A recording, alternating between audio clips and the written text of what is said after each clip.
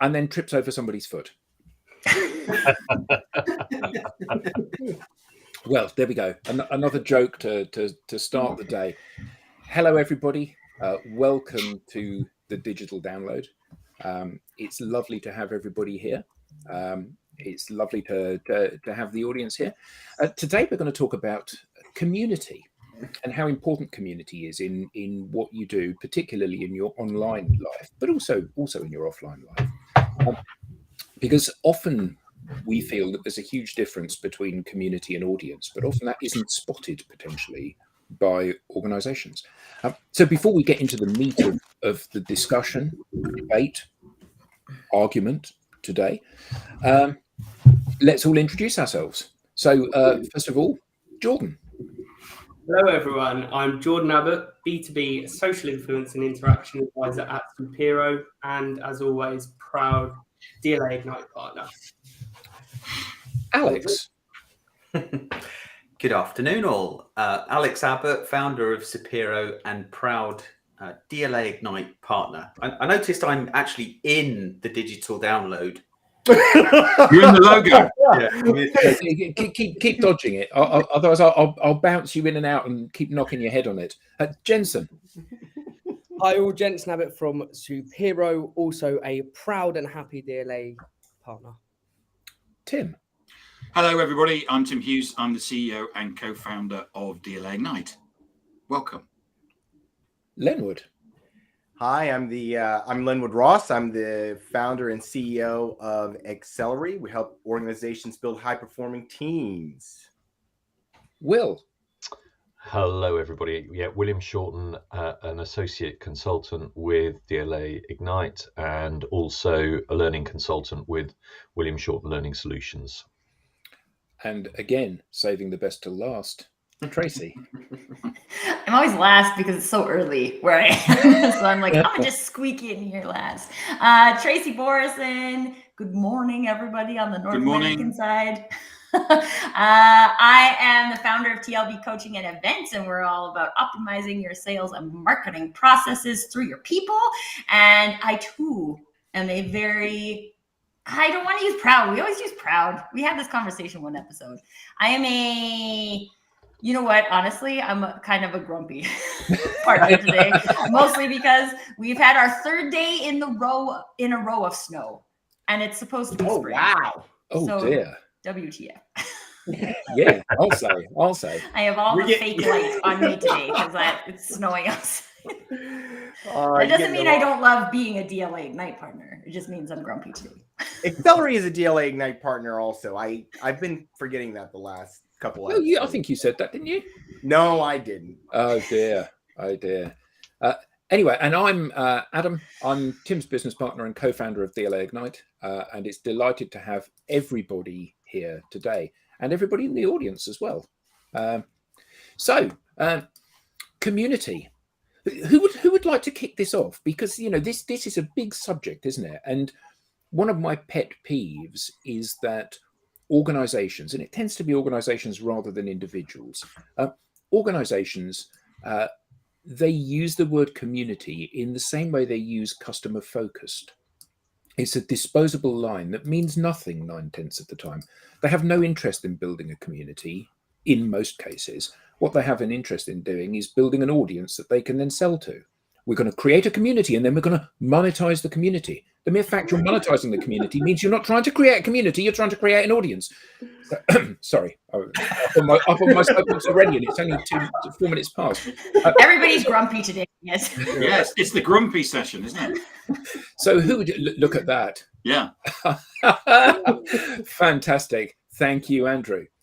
So who would like to kick this off? Well, I can ask a question because hold on a second. This is a really interesting narrative we've got coming in from Rennis. The boomers wasting time on LinkedIn thinking this matters to anyone other than themselves. Well, you don't have to stay if you don't want to. No one's holding a gun to your head. To be fair, what about the Gen Xers and I'm not the a baby millennials boomer. that I'm are a here Gen X. wasting time on LinkedIn? Yeah, I'm Gen X. Indeed. Let's be I fair. think he's wasting more time on LinkedIn telling people that they're wasting time on LinkedIn. Yes, and that's a perfect example of how not to build a sense of community. So that might be a good starting point for one of these threads of conversation. No, not to. Away you go, somebody. Tracy, go on, you start. I think Alex said he had a question. Oh, okay. Do you have a Well, question? it was a question for the panelists more than anything, and audience, please feel free to throw comments in. But what do we think are the key attributes to building a great community? I'm sorry, I didn't mean to pop that back up on the screen. I will try to do something about that. If you guys talk amongst yourselves for a second. Yeah, Sure, if you click on the top right. I think there's something around authenticity, Alex, that you've got to you've got to be turning up, and you, as Adam said at the start, something if you're doing it for the wrong reasons, or it's perceived to be the wrong reasons, then people will soon get wind of it, and actually that will destroy your community or sense of community faster than anything else. So if it's inauthentic, if it's not being done for the right thing, then I think you're not going to stand a chance of building something. Yeah, I think that's an important point, even from the beginning of community, right? Is what is the intention of creating the community? Is your intention to just create a group of people you can sell to? That's what Adam was talking about in terms of audience, right? And as far as I'm concerned, as long as there have been marketers, that's what we have been talking about as an audience. But a community has a different level of connection, right? That's how I see it, is that we're connecting for a reason. We're connecting over something. We either believe in the same thing, or we're trying to accomplish the same thing, or there's some kind of what is the why? What is the why behind your community? And is it just about you making money? Yeah. I mean, I think that one of the things that's really interesting is that I think this is an organizational problem rather than an individual problem. So we're all happy to join communities. Some of those are communities around how best to develop your personal brand. Some of those are communities around how best to don't know what happened there. Sorry, Tim. I lost the. Some of those are around us as individuals. We're quite happy to join communities around personal brand, around business, around our hobbies and pastimes, guitars or cars or whatever those things might be. But when we get into the corporate world, actually that's forgotten, isn't it? What we don't do is we don't think about how we can move closer to people, how we can forge proper relationships. What we try to do is forge commercial relationships with somebody. And, it's like you go to, and I have the greatest admiration for this chap, but you go to a Tony Robbins one-day taster seminar and you love everything that he says from the stage. You absolutely love it. And he's got you eating out of the palm of his hand. And then he says, so if you'd like to come on my 2-day retreat, it's $1,500, and only if you buy it today in the next 20 minutes. And you feel betrayed. I certainly do. I feel very sullied by that sort of behavior, because that's not what I've gone for. I've not gone to buy, I've gone to experience that kind of community. And I think most organizations get this wrong, don't they? Yeah. There's so much pressure though, for businesses and the desire to grow, that and the initial idea of creating a community starts with the right intention, but can often quickly lose sight of why it was originally created, because of the commercial pressure, the financial pressure. Well, and can I speak to that? Because this happened to me when I started my Your Business Peeps community. And so we started it as a place where people could practice expressing their personal brand online, so that you could practice those types of skills. And then you start to get members. And then the members start to ask for things, right? So we had people who are like, well, could we do focus bubbles? Because we love the energy here. So let's do a focus bubble. And then we're like, yeah, we can do that. We can do that. We can do that. And pretty soon we're like, well, we can do all of those things, but that's actually not what we're here to do, right? The intention of this community is to practice showing up with your personal brand leaning way. That means you have to show up. It's not like a huge repository of recordings. It's about like showing up and doing things, right? And so we had to kind of revise and peel back a whole bunch of things to say like, okay, like this is what you're here to, this is what we're here to do. This is what you're here to do. And let's do that and not get overly distracted by a million things we could do. It's good advice. Yeah. So, so Robert made a comment just earlier on about what works in the community and what doesn't. He talked about different platforms. One of the things, I know you run a community on LinkedIn, Tracy, but in many cases, lots of people have tried to run communities and it's not worked. So what do you think in your community? Why does that work, and why have other communities failed? I think it's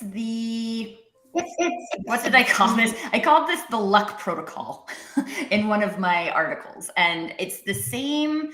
The reason the communities fail is the same reason why we think we're more connected in a workplace, right? If we put all the people in one place, then they'll be connected. But that's not a thing. And this is like probably in my experience, the number one reason why LinkedIn groups fail is that we're like, we have an idea, we'll put everyone in the same place, but then we won't do anything. We'll just all be together, right? And like, there has to be an ignition point, and there has to be somebody who's like continuing to work it, right? We're all here to do this. Are we showing up to do this? Poke, poke, poke, poke, poke. And there will always be, remember that old school Facebook poke where you could like poke people? That's what you need in a community. Poke, so in my community, I keep track of when people join the community. And to be fair, I don't have like a 5,000 people, 10,000 people community. I have like 120 people in my community.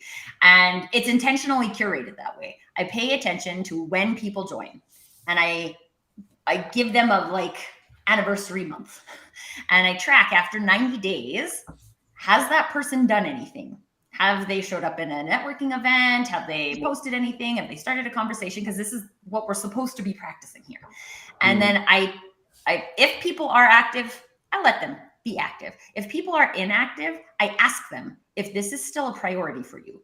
And if this isn't a priority for you, that's cool, right? But like, let's separate for now, and you can always come back. Like, you're always welcome to come back, but this community is for people who are actively working on this right now. Yeah. And it's been really amazing because a lot of people are like, yeah, you know what? It's not a priority for me. I appreciate how well you curate this community. Hopefully I'll come back. And I'm like, and great. And if you don't, and that's fine. And we have events for people who are not members of the community and all of these things. But I think you need to have, if you have an intention for what your community is for, you need to have somebody who's like making sure that happens every day. Yeah, that's I love the way you describe that, Tracy, and what you're doing, because what it's pointing to is what I think community is about, which is this process of increasing engagement, right? And getting people to move from where they're just talking, right, conversation, which is sort of the lowest level of engagement, to participating, right? And that's what communicate, when you get to a higher level of engagement, which community I would say is the next level of engagement, you want people to be participating because that is going to build the experience that they're looking for. So I love that. You talk about that shared, is that xylophone or something for priority, that kind of stuff. Yeah, and it's interesting because this is something that Rob was talking about in his comments as well. And I don't think this is necessarily like a LinkedIn WhatsApp thing, but I do think that generally people create a WhatsApp group because they already know the people, and people can contribute to each other, right? I think that's another important piece of community, is that we contribute to each other. And when you look at the boom of Facebook groups, for example, Facebook groups were created so that one person could talk at a whole bunch of people. That's what they're created for.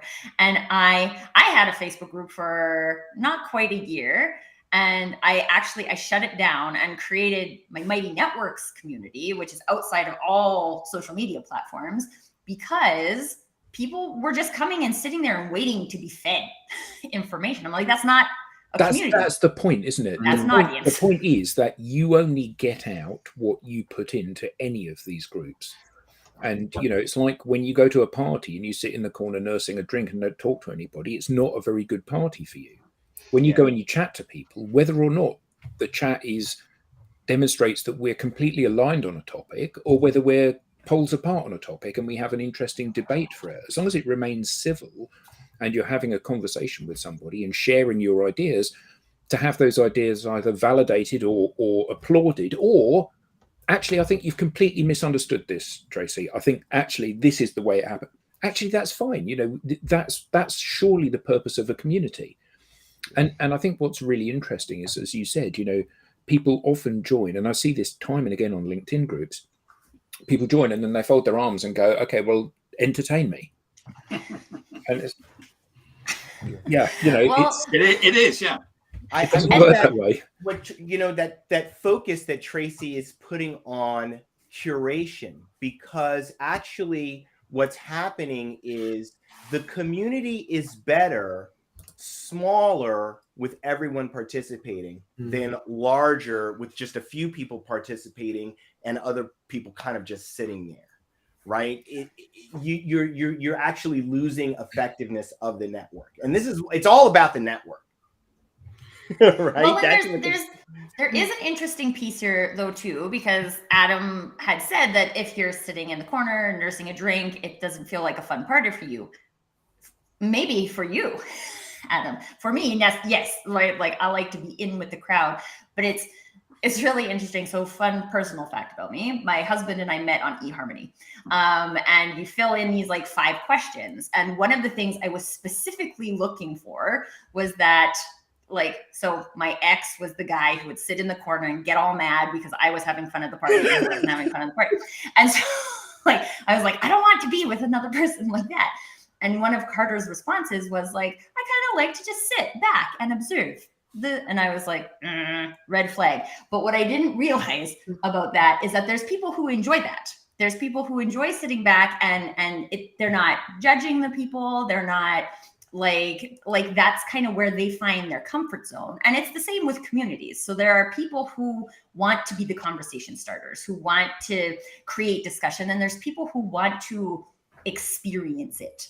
And so it's interesting just to explore like what is someone's desired experience from the community, and are they getting that? Because they might get that just by hanging back. Now, obviously, the community doesn't exist if everybody's doing that, but there's like roles. Yeah, I just had someone. But if you join a community and you don't actively participate in the community, you're not a member of the community. You're a member of the audience, aren't you?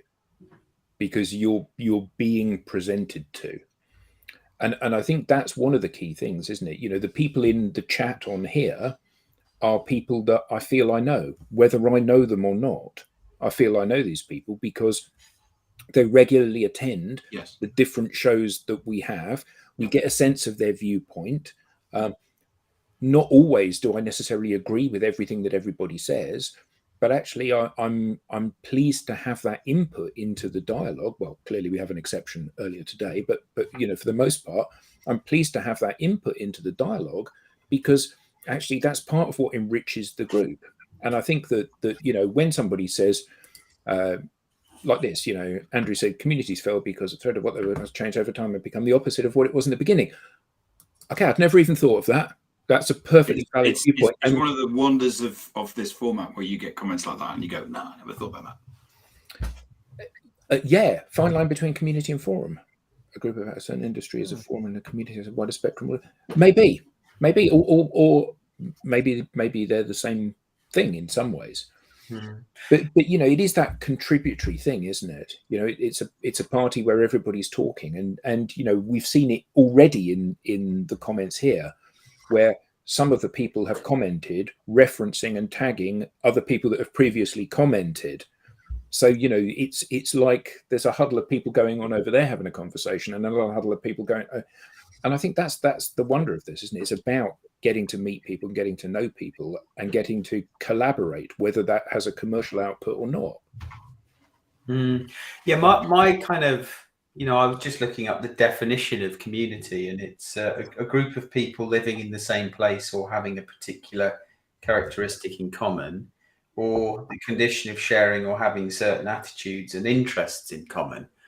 So I've tried creating a couple of communities, and the more this discussion goes on, I was thinking, well, actually, that I want them to be a community. I want people to interact and share, and there be sort of this organic feel of others sort of contributing, not just me. But it, is it just a group at the moment? Is it just a group where I'm regularly sharing what I think is to be insight related to the original topic, but currently the audience is just expecting to be fed, and until that moment when others start participating, whether it's a few months or even years down the road, does it only at that point become a community? And for now, it remains a group. I'm minded as you talk, Alex, about that video, which I'm sure that we've all seen on YouTube, about Crazy Dancing Man. And, I think they made a TED talk out of the first follower. And I think it is that part of, how can you bring that first follower along, who's essentially going to kind of amplify the message that you put out, and to, demonstrate that this kind of behavior is okay. And that then starts to break the ice between, people who are just on the outside observing and just trying to get a feel of, is this a community that I want to belong to? And am I really going to invest my time and attention because I think it's worth me doing that? Or is it something I'm going to head off? And again, earlier, as Tracy was talking, I very much had the metaphor of, I think, especially at the early stages of kind of being a gardener, that you've got to kind of nurture this over time in order to kind of feed and water whatever you're trying to develop, and then see it grow. And I guess I'm interested, for those of you who set up communities, is this something then you put in your mind to have a certain time period where, I'm going to give it a go, and if I don't get any traction, then there's a point where or is it just, this is a kind of labor of love, and I'm really just prepared to keep doing this because I feel I'm getting something out of it, even if there's not necessarily a great following or massive following at this moment in time. Yeah, I love the idea. I think we need to reference some of the questions in the comments. So Paula asked this.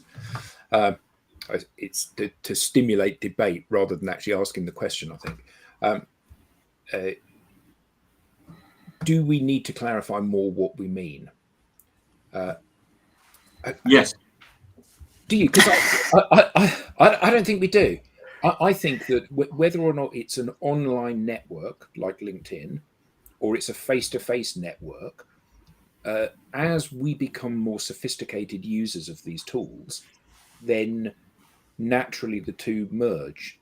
I think that you're a sophisticated user of the tool, but I don't think everybody else is. No, but I think and the reason transitioning that way, aren't we? Yeah, but the reason why we say at the beginning, please put your comments in is a reminder to give people permission to do that.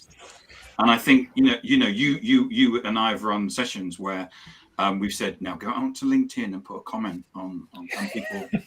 You can see how frightening they are, and I think we have to keep. I'm not sure that people know, because they've been in situations in communities where they've been shouted at. Sometimes that becomes the behaviour that they expect, And I think that you have to, Alex's point, it becomes a community when other people take control. Mm. And actually, your job in the community is to fire yourself.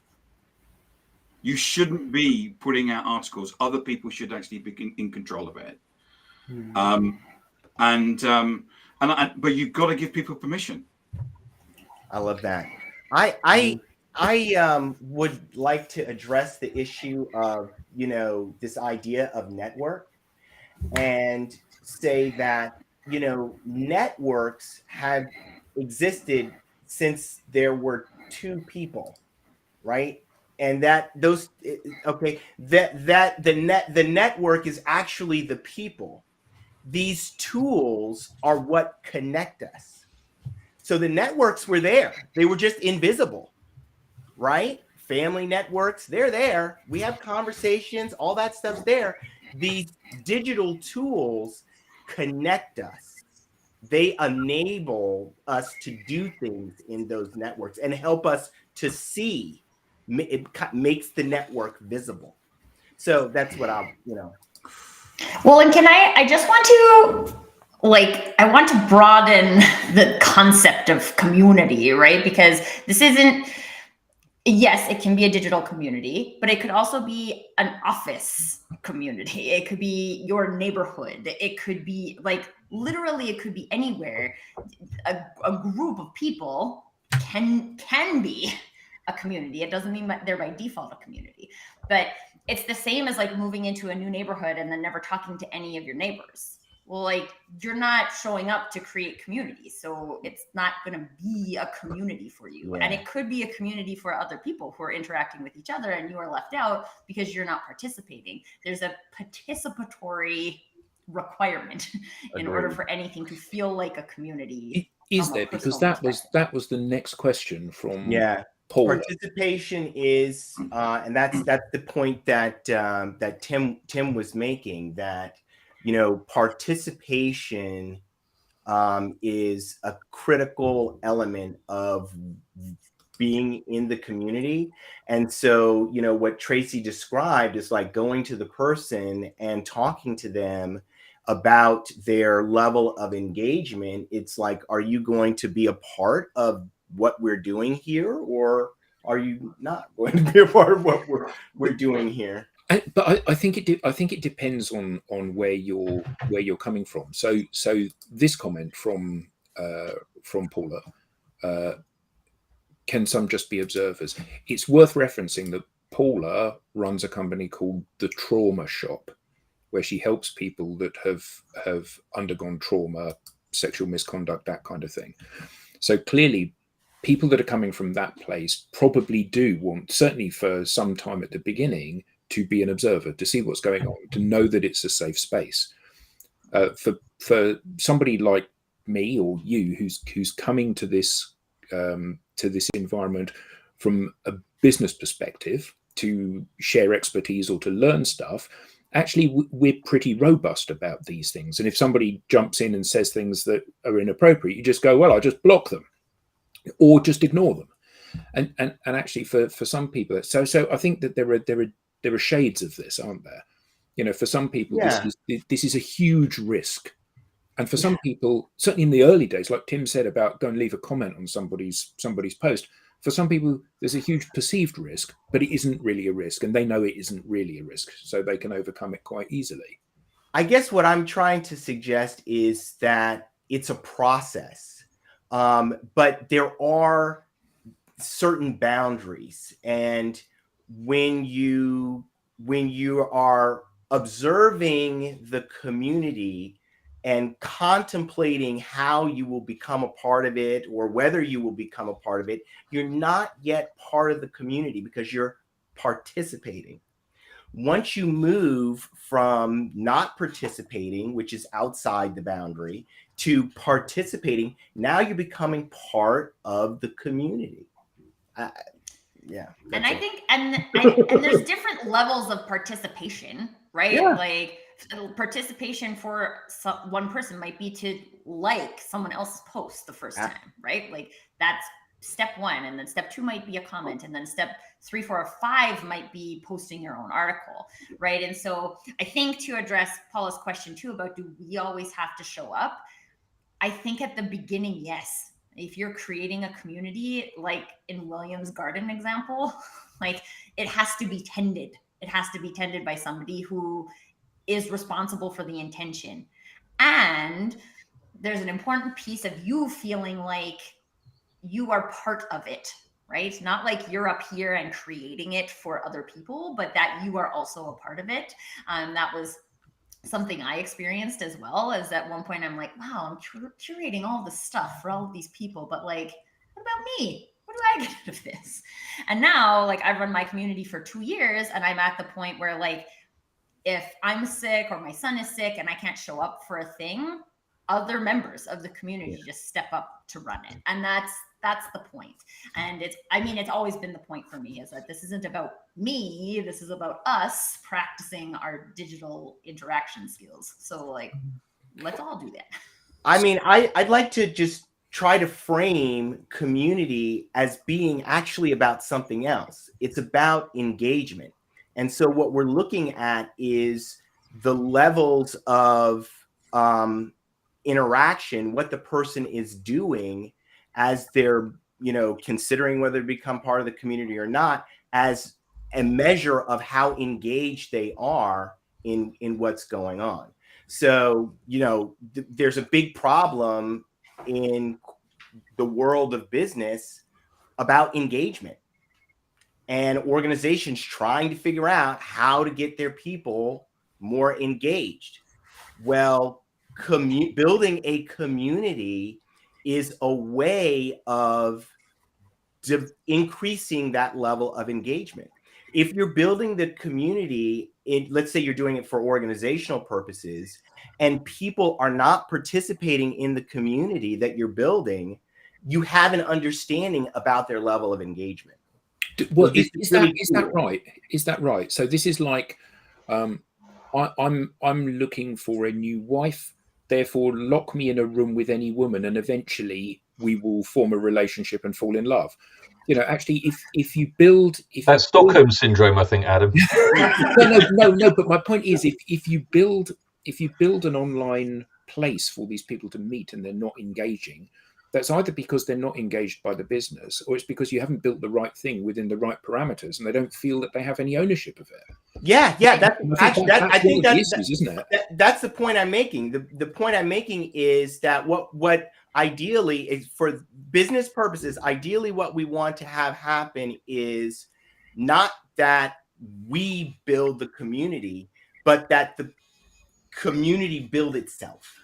That the employees are engaged, they're increasing their level of engagement, and we are giving them opportunities to do that.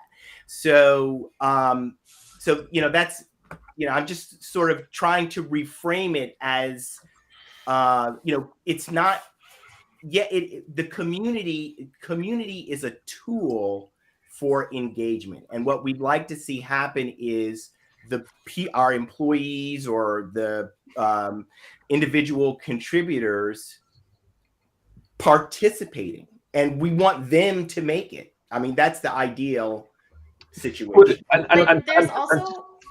there's an important thing here about, like, we can create a space for people to engage, and at some point people still need to choose to engage. Yeah. Right? Like, and this is why I do my 90-day follow-ups, because, like, literally I want you to choose this. I want you to pick this. And if you don't pick it, I'm not offended, right? But, like, choose it and do it, or choose not to and don't do it, but, like, make a choice. And I feel like from an individual perspective, a lot of times we're just waiting to be served community, right? Like, oh, I'll join this community, and then just by clicking the join button, I'll feel like a member. You won't. Right? You have to do something. You have to do it. Yeah. I think to link to some of the points already discussed, I mean, part of the real test is, if you take one of the original parts out, is that community then going to kind of be sustainable? And not to embarrass him too much, but I mean, Adam, for example, will later on, for those who are still interested, run That's nobody. his that album live stream, which is a community now, originally set up, as we all know, with him and Eric. Eric's moved on and is doing some other things. So what's happened? Actually, other members of that community have stepped up. One of them being Andrew, who's in the chat here, and there's that transition that's been made, and you've then been able to evolve that community and the offering, because in fact, rather than just having the two set people doing it, there's a kind of change of different people coming in. So I think that's a really nice example to show how communities, if they are nurtured and tended in the right way, can evolve and readapt or reorganize themselves in different ways. There's a thing that's connecting them. It's the shared values, the shared purpose. That is what is binding and aligning that network. Yeah. So we had a specific question from Michael earlier in the stream. Any advice on how to help community member relations if one member feels uncomfortable with another? Now, that I think that's quite a tricky one, because it is, yes. You create guidelines, potentially you have to create guidelines, but we all know that guidelines are actually not particularly good at stopping people behaving a certain way, because you can temper your behavior to be within the guidelines legally, but still massively inappropriate or making people feel uncomfortable. So I guess what would the advice from the team be on this? How can we mitigate that? How can we deal with that problem? And if somebody is somebody that's a very abrasive character within the community, then it's quite easy just to remove them. But if they're both valuable members of the community who simply don't get along, how do we deal with that? This is like a psychological safety issue. Sorry, my bad. Go ahead. Well, Tracy. and yeah, it is. So it's interesting because I've had both of those scenarios in my community. One of them, we had to remove the member. And in the other one, so it was really interesting. One, we have a member who's very curious, right? And I know her quite well. She is like very curious, but curious to the point of like, I will literally push your boundaries to what you're willing to give me for free. And we have a lot of coaches and things in the community. And so one of our other members had said, I've been running this workshop. This person has come like quite a few times. She's asking me questions about like the research behind it. And I'm concerned that she's trying to take it and do something else with it. And I'm happy to run this workshop again. And I would like her not to be allowed to attend. And I can understand that. And I know the personality of this person, so I can see how that could push the boundaries. But this is also one of the important notes is I know the personalities of both of those people, right? So I know that this person isn't being malicious, but that is how they are. I know this person is learning to set their boundaries, so I can moderate that relationship because I know what's going on with both parties. This is when you got to a place where your community is so huge that you don't know the people, you don't know their intentions, you can't do that as a community facilitator. And so in this scenario, I spoke to one person like, hey, we're trying to make sure that all the new members can get in on these things. And you've taken this a few times, so can you step back on this one? And she was like, oh yeah, no problem, right? And then the other one felt like their boundaries were maintained. I recommended, like, I would recommend a conversation between the two of you to sort this out. Like, I am a mom, but I'm not your mom, right? And I'm not momming the community, but I am moderating the community. So I think it's important I think that is helpful, right? And in a situation where you don't know the members and you're trying to moderate, it's a lot more difficult because you don't want to take sides, but you don't know enough to make a good decision about like what is a good next step here. And that's why I'm a proponent of smaller communities as well. Yeah. As I'm looking around at all of us talking, I've noticed a number of things. So I know Tim and Will and Alex are all round the wrong way. And I suspect I am as well. So can everybody raise their right hand? Okay, so we're all round the wrong way. So if we all go to settings, the little cog at the bottom, select video, and then we've all got mirror camera engaged. So if you turn that off, we should now be round the right way. That's I better. didn't know you could control that in this app. Yeah, obviously Maybe you can settings control that in settings have Zoom. changed, haven't they? Why would you want it? Why would you want a mirror? Because then it's easier for you to comb your beard and You stuff. match. Well, and also, like, I teach my cardio dance class on Zoom, and so I mirror it, so it's like I'm dancing in front of a mirror, which is what you do in real life. That's another good use case. I like that too, Ellen. So I was gonna say about the community guidelines, and when you're building a community that in some instances you want to grow, and you want to have like an ecosystem, you want it to get beyond just the guidelines. Setting the boundaries are very important. Yeah. And when something goes awry, you've got basically one chance to breach this boundary, and then you're done. They're guardrails, aren't they? Really? Yeah, they're guardrails. And They're so guardrails. important because you've just recently started a community, haven't you, Lenwood?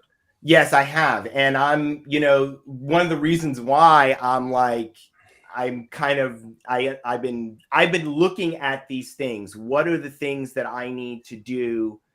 Talking to people who have built ecosystems, not just a small community, but whole ecosystems, and how you do those things, studying, what is this really about? What am I trying to do here? So it is something that you nurture.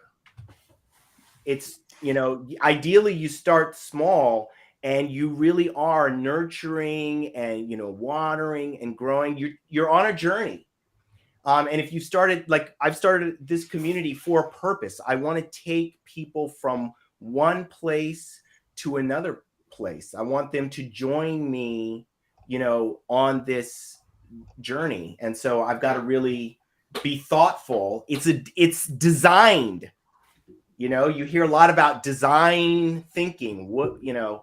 Is this designed communities? Yeah, communities are designed, folks. Remember where you heard it first. They're designed. We can take actions that will help them to grow, help people to grow, and we're going to need to do that in a big way. I don't want to go off track, but Lenwood, what's your community called? People Rise. Oh, thank you, Tim. People Rising, and it's today at 1 p.m. The audience can find that on the hashtag, can't they? Yeah, there is a hashtag. Absolutely, I have to remember to use it. But yeah, People Rising today at 1 p.m. Eastern in New York time. That's I think 6 p.m. right in the UK. Yeah. So yeah. So.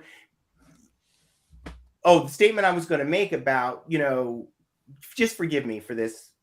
We have a climate crisis that's happening, and it's going to get worse. And so we're going to need to know how to build ecosystems, know how to build communities very rapidly, as there are 3.4 to 3.6 billion people who are going to be impacted in an increasing way as our climate warms. Our global economy, which is still primarily fossil fuel based, we need to move away from that as quickly as possible. Okay, I'm done. For the next episode on the digital. Yeah. Unless we all want to burn up. No. I mean, I think that's a really important thing to say, because obviously we're all impacted by that. But it does dovetail lovely into Rob's comment here. Should all communities be positive, or should you allow the occasional rant? Because, sometimes you go to communities, and particularly the kind of the micro business middle-aged second career, it's sickly sweet, patting each other on the back. Oh, you're looking wonderful, and this is fantastic. And actually that's great, but getting that kind of narrative going on all the time, it loses any impact, and it just becomes noise and wallpaper. So should we be allowed to have a rant? Not at somebody, but at something, or at a movement, or at something which is not panning out as it should? Or should we remain on our best behavior within communities? Yes. Yes to which of those? Yes. What would you like? Yes, They're not rant. mutually exclusive, though. Sorry? They're not mutually exclusive. No, then they're not. It shouldn't be a community entirely of rants, but it shouldn't be also a community entirely of patting each other on the back and just having a love in. The whole human experience includes happiness and frustration and annoyance and fun and all of these things, right? So I would say it depends on, again, how you're curating the community. But if you're trying to focus on a place that is psychologically safe, that nurtures belonging, that does all these things, then part of that is recognizing that sometimes people are going to have a good day and sometimes people are going to have a bad day. And I think it's important, again, we don't have community guidelines. We have belonging agreement. And so when you join the Your Business Peeps community, this is how we treat other people. So it's not rules about like how often can you post and what can you post and those types of things. It's about, we are here to shine our light. We are here to support other people in shining their light. There isn't one right way to do things. These are the types of things we believe as a community. And you agree to those or you don't agree to those. And that's it. But then that's kind of the point, right? Like belonging, sometimes I need people to commiserate with, right? And then that may not be the whole community. It might be a smaller segment of the community. But I think it's important to realize that the whole human experience exists within a community, within a workspace, within your home, right? It's not all or nothing. And if we create spaces where like, you just have to bring your happy sunshiny self here, then you'd be like, well, I'm grumpy today because it's snowing, so I'm not going to come, right? But that doesn't mean I can't contribute in a positive way and all of these types of things. So I think it's a openness for both, but I don't think any community is like, we are here to just be positive. We are here to just rant. Although I think maybe some Facebook groups are. So Tracy, there's a question here from, and unfortunately it says LinkedIn user. I'm going to find out from. So LinkedIn user, if you could put your name in, and I am going to find out. It's a common error with Restream. So that asks the question: how can you determine if a community is authentic? Are you saying that communities need to be authentic? I'm saying it. And how does that sit with a psychological safe space? The problem is the word community in the global environment is being used very loosely, right? Yeah. And so we can say that, like, I have a Facebook community, I have a LinkedIn community, and that may not have it might not be driven by an intention of being authentic. What I say when it comes to authenticity is something you feel, right? Do you go there and you feel like people are being genuine and real? Or do you not? Do you feel like people are being fake?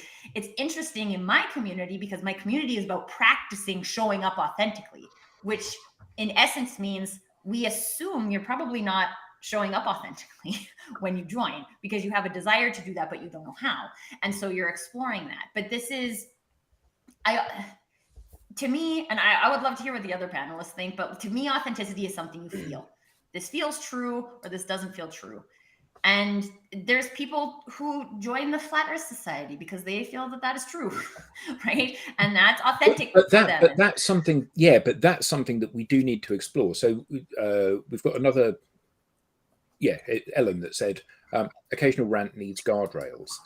And whilst I kind of agree with that, so let's take what Lenwood said earlier.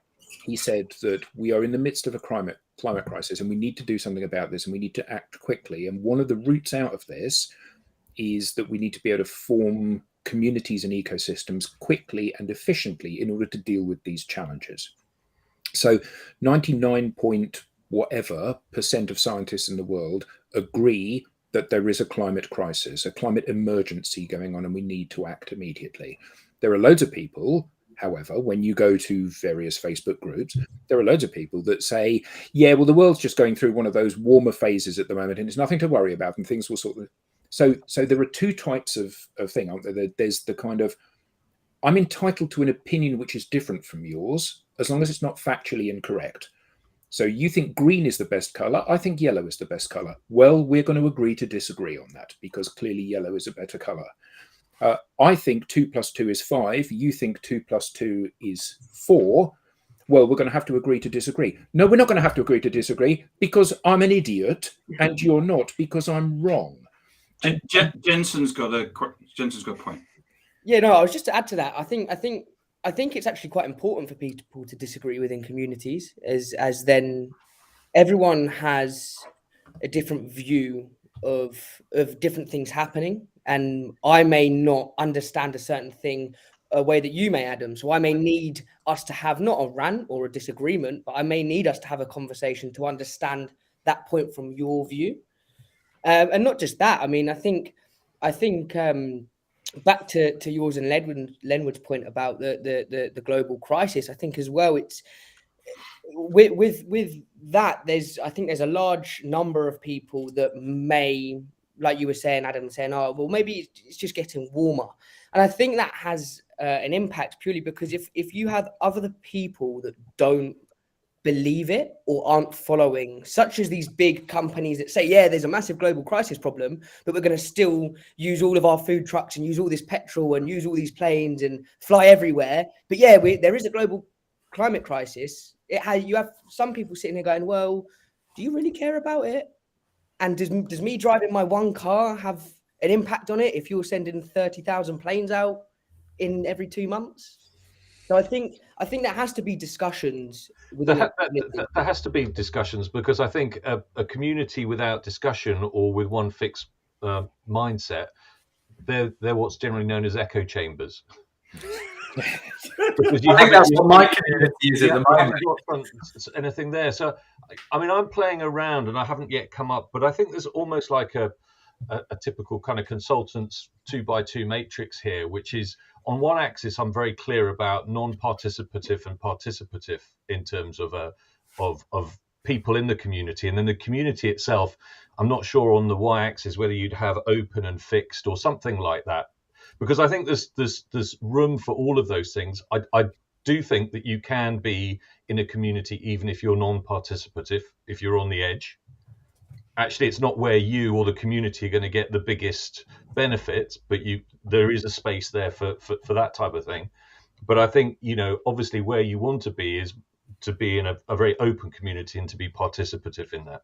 Did you see Richard Urich's post this morning about when you go in to be interviewed by a member of the media? Yes. Whether or not you're likely to get an easy ride or a tough ride. Yeah. And actually that translates, that 2x2 matrix that he had translates very well to exactly what you're saying here, I think, doesn't it? Yeah. About whether or not what you're saying is contentious or not, and whether what you're saying is an opinion or a fact. And actually those are some of the things that operate and drive how people engage, isn't it? Yeah. But I think there's also people, I would say, join a community for one of two reasons. One, because they're trying to accomplish something, and that's what we're doing in this community. Or two, that these people believe the same things that I do, right? And I believe in the climate crisis, right? I believe the earth is round. And there are people... But by round, do you mean a disc or do you mean spherical? I mean spherical. And that even my 5-year-old knows that one of the concepts of creating a planet is that it has enough gravity to make itself round. Anyways, but I think there is something to be said, because we're talking about communities, that people join communities because they feel like these people have the same thoughts, feelings, opinions as me. And so there's probably different types of communities. And I'm, a fan of the ones that are growth-minded and have conversation and all of these types of things. But there are also people who I feel so unsafe in their surroundings that they join a place, like a church or a club or something that makes them feel like all of these people believe the same things as me and therefore I'm safe. And this is I think it's an interesting component of communities. Like there's inherent safety, but I would actually challenge that if you feel like you actually belong in a place, that there's like safety enough for you to disagree and ask questions and have those types of conversations. So that echo maybe it's like a comment. stages of community. I mean, I think Colin's point there is lovely. Perfect. Absolutely perfect. There needs to be that degree of tension, doesn't there? There needs to be the fact that we are facing roughly in the same direction, because it doesn't want to become a punch up. However, we're not entirely aligned. We have a different view and a different perspective on things, and sharing that is important. We know where we're going, but not quite how we're going to get there. Yeah, absolutely. Yeah, it's a good point. That's that's it. We've got these complex challenges.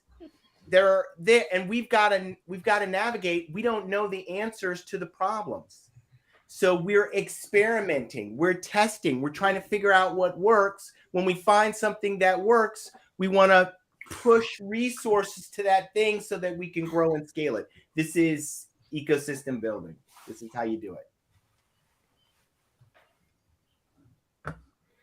Oh, we're looking at this Dramatic pause. Yeah, we're looking right over here at this. It's a long comment. It is a long comment. So Tracy, I got a question for you.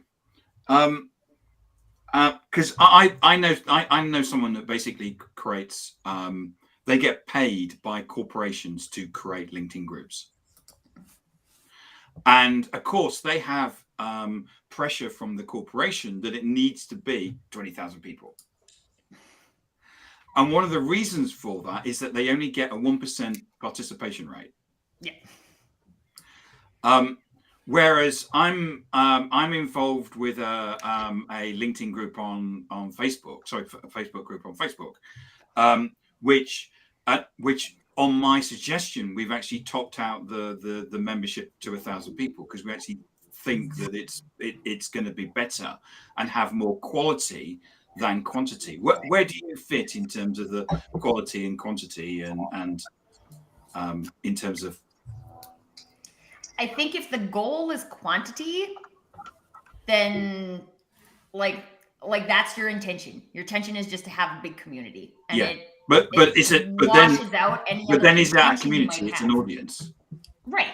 And it's again, to me, communities are about people and people connecting, right? So if you have a community that's 20,000 people, I don't know about you, but like I can't connect with 20,000 people in a meaningful way. Right. And so is your community meant to create connections in a meaningful way, or is it meant to create an audience? And let's just be honest about what it is, right? I'm not saying in marketing we don't need an audience, right? And some people love to perform. This is like when you look at influencers and stuff, right? Like these guys are entertainers. They're performing. That's okay. People love to be entertained.